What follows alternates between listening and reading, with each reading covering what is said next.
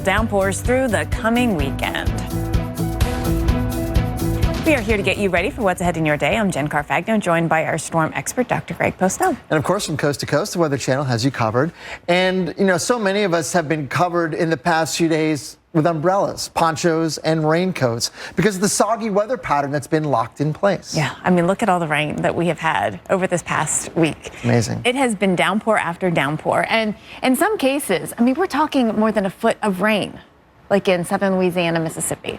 Far exceeding expectations in a lot of cases. I mean, we talked about that yesterday. Expect to get locally a lot higher rainfall amounts than actually forecast. Very difficult to do that kind of predictability in a convective environment. Right, to see who would actually get that. But, we knew it was possible. These are spots that are getting a couple of months worth of rain, and there is still more to come as well. Take a look at this. Yeah, have a look at this.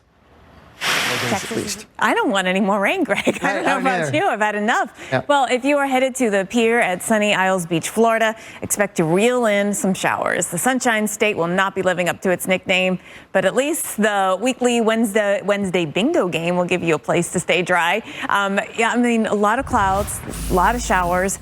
We need it. We do need it the most, actually, down here in Florida. So let's look at where we're at, especially in the Panhandle. Tallahassee running more than 11 and a half. We've only had 11 and a half inches, running more than 8 inches below where we should be. I mean, and there's a lot of spots that are pretty significantly below average, like 6, 7, 8 inches. The thing is, this actually is an improvement compared to where we were last week. So we have picked up at least some rain out there still.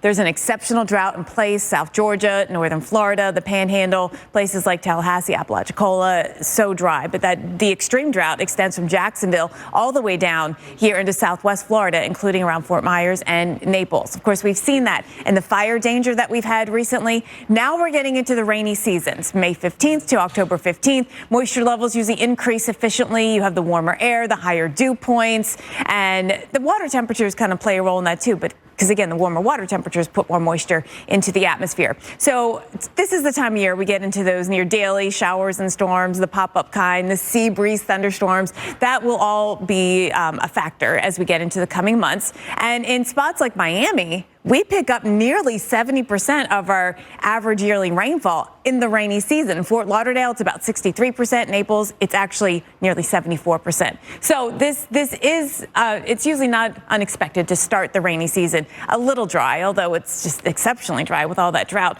across the state of Florida. And here we go, right on cue, more rain in the forecast. Here, a pretty widespread chance of showers. Now, it doesn't mean that it's going to rain every single moment of all the days here, looking ahead all the way into the weekend, which is what this forecast does. But, we start on Thursday and we see some storm chances rolling back in across parts of first the Panhandle and then across the peninsula through the afternoon. And on Friday, you can see we've got a chance of doing that yet again. And then into the weekend as well, we will have these storm chances continuing. And again, not everyone gets it every single day, but everyone will pretty much have a chance every single day to at least get that pop-up thunderstorm that could drop some heavy rain. Greg. It seems like that for sure, Jen. A wet time indeed. It's also stormy.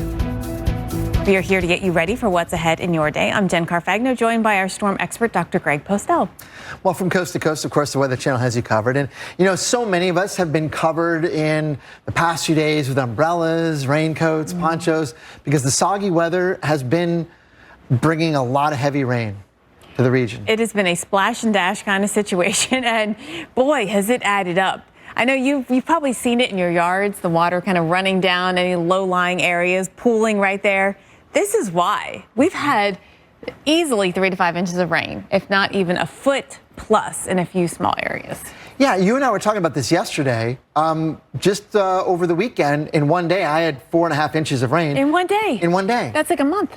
Right. That's the kind of atmosphere that we're in. It can produce rain very quickly. Yeah, very efficient rainfall making weather. And we have some of it happening in the southeast again, but Texas getting the brunt of the weather at the moment. Yeah, and that's where it is right now. We're watching some storms kind of move through right now, and that's really the area that we your favorite summer destination. Now, even with gas prices more than $1.25 higher than they were last year, millions of Americans have already begun their summer road trip season. With the weather being one factor that could get in the way of a safe trip. AAA is kicking off its 100 Days of Safe Driving campaign. Kellen Howell joins us now to talk about the push to get home safely. And let's just talk about in general, why summer? What makes summer such a troubling time on the roads? Well, good morning, Jen. Summer can be a particularly high risk that can keep everyone safe this summer. Excellent advice there. Now, this year, we know some of the problems started even before Memorial Day with flash flooding shutting down portions of Atlanta, which is a major thoroughfare this time of year. And when you saw the videos of all that flooding, let's say in the Atlanta area, what did you notice drivers doing right and wrong that can be good reminders for the summer ahead? Well, it's a good reminder to always, Excellent. Kellen Howell, AAA, excellent advice. Thank you so much for taking the time to talk about this today. Anything outside, whether you're trying to just get yard work done or you're trying to play a ball game, the weather has been definitely getting in the way of some of it. Now, we have some pretty good looking forecasts that we've selected for you. We start in Cleveland. Today, the Guardians are hosting the Nationals, and we've got great weather, lower humidity, actually temperatures in the 70s. Really looks phenomenal out there this evening. Temperatures will drop into the upper 60s by the end. Kansas City is hosting the New York Yankees.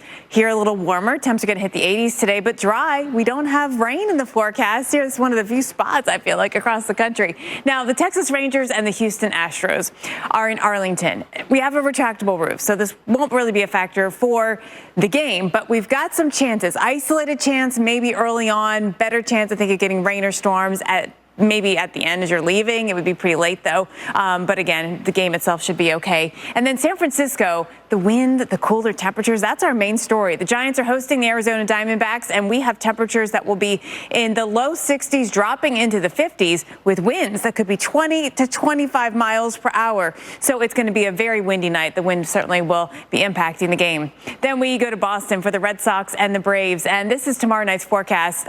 It's going to be warm out there in the afternoon. Doing any tailgating, temps are going to be in the mid-80s. We drop into the upper 70s throughout the game, probably maybe low 70s by the time you leave. But the weather is so much different than what we had all weekend long. We were battling the cool conditions, the low clouds, the rain. That's all out of here and really looks good for us in Boston. Pittsburgh also, the weather has improved. We got mid-70s. They tomorrow are hosting the Cubs, 6:40 start. Temps in the mid-70s, dry conditions throughout the entire game, and winds overall pretty light. San Diego looking very San Diego-ish with our weather for the Padres hosting the Phillies. Temperatures are going to be in the mid-60s, and this is a 110 game. We should see the clouds giving way to some sunshine throughout the game.